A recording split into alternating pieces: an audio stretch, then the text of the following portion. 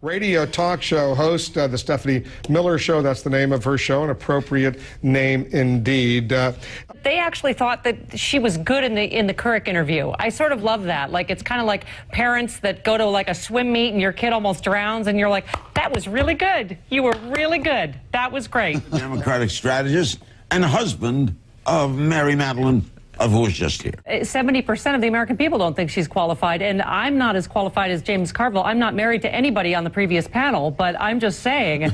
She quit Twitter, Larry. If you're a Twitter quitter, you don't have the stamina to be president. I'm sorry. I'm a little vexed here, Larry, because, excuse me, but Sarah Palin sexualized herself. What was all the winking about? What were all the signs at the Republican convention about how hot she was? The Secret Service let them in. Stephanie, what do you think of this?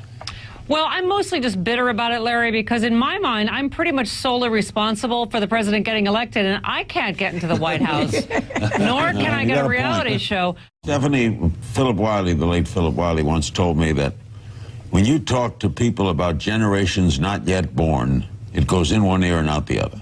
They don't care about great-grandchildren they don't have.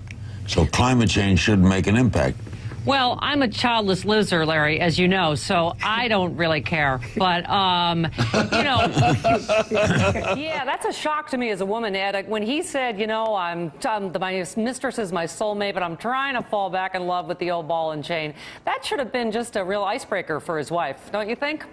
And he also, by the way, his wife also caught him with the texts and the emails. Between he and Tiger, what have we learned this week, boys? You can have sex with women other than your wife, or you can have electronic devices. You can't have both.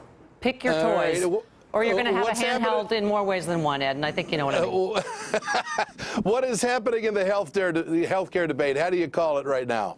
Well, I'm with you, Ed. As you know, I was a single-payer gal, and, you know, I'm a dog lover, so when I had to have my dogs fixed, I got them nudicles, you know, they're fake testicles. And I say we send some of those to our Democratic Congress people and senators. He's escalating the war in Afghanistan. He's picking up a peace prize.